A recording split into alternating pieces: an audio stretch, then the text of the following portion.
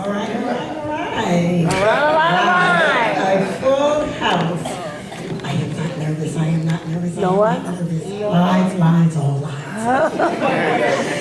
Oh boy, I'd like to take a moment, if you don't mind, to acknowledge all the work being done today in mental health around trauma. You know, most people think trauma is just about devastating events that happen to you, out of the blue.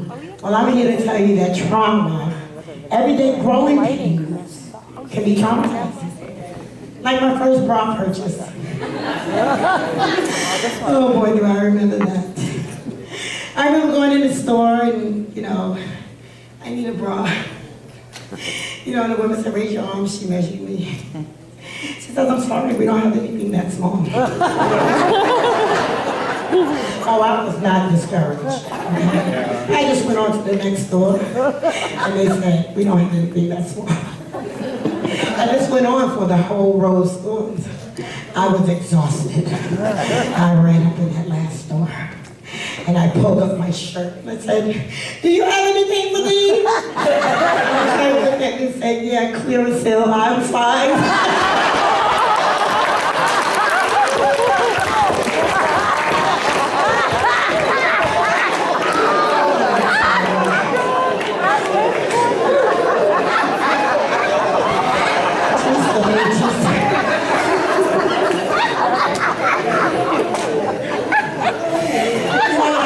Diagnosed being a proud black African American woman. It was hard for me to accept the fact that I was being told that I'm bipolar. Whatever that meant, I'm picturing two poles somewhere. But your kids will confirm things for you. Picture this scenario every day happening in our house. If you don't get in there and clean that room, I will break your in half. And then, hello. And the kids are looking at me, oh yeah, something's wrong there. But as a person with a diagnosis, we tend to see things a little differently. Rationalization, twisted logic, Like, I remember when I was young, and me and my sister went out, and we broke curfew.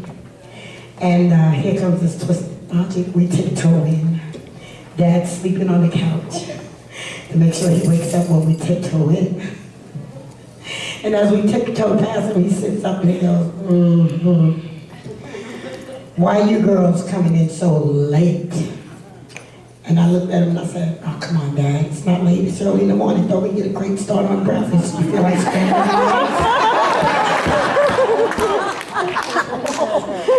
A lot of providers have tons and tons of letters behind their names, don't we? LMSW? CSW? Anybody? PhD? Well, let's get real. They left out a few. Okay? LAZY. MEAN. OUT to lunch for the day.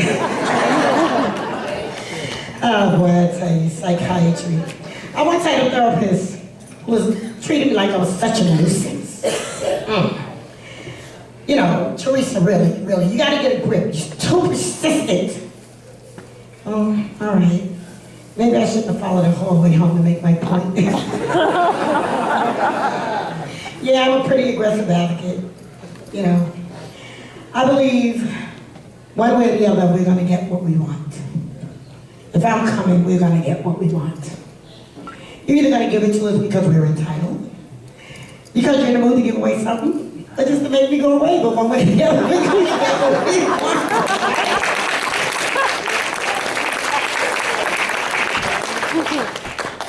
As an advocate with Niagara's, I get to sit at tables with elected officials. I'm actually known as the woman who brought Senator Carlucci to tears. I'd much rather be known as the woman who got his pen to go to his New York State checkbook. When Hurricane Sandy hit, the big news wasn't just about all the damages. The real big news in my community was the $200 extra in food stamps you could have. Before coming into mental health, somebody understands completely. Don't be shy, I got mine too. Before I was blessed enough to come into mental health as a thing to do, I was a retail manager in Midtown Miami for years. My boss was crazy about me, mostly because of the ingenious ideas I could come up with. Like putting guys outside the building with sandwich boards, passing out flyers to bring in business, the corporate accounts I could establish and maintain. But most of all, my ingenious idea of firing his ass. A lot of times when you leave an appointment with a therapist, we kind of feel like there's no real takeaway. Try grabbing a purse on the way out. I grew up, speaking of growing up and getting caught, I lived in Brooklyn.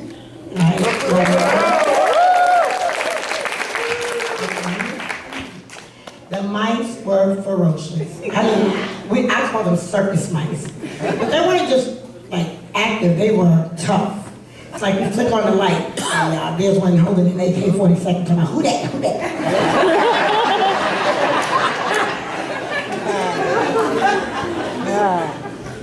For years, people disputed my ethnicity. Some people tend to think I'm Haitian, or most people think I'm Hispanic, Dominican, whatever. And I'm always, no, I'm black, really. I speak Spanish fluently, and that just really throws it off. And I said, no, I'm black, I'm black. Oh, no, you're not black. I'm black, really, I'm black. You are not black. I can see you, you're not black, man. I said, listen, if I'm not black, could somebody please tell my hair and my ass?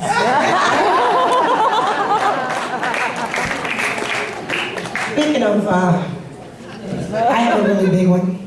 How big is it? How big is it? My behind is so big.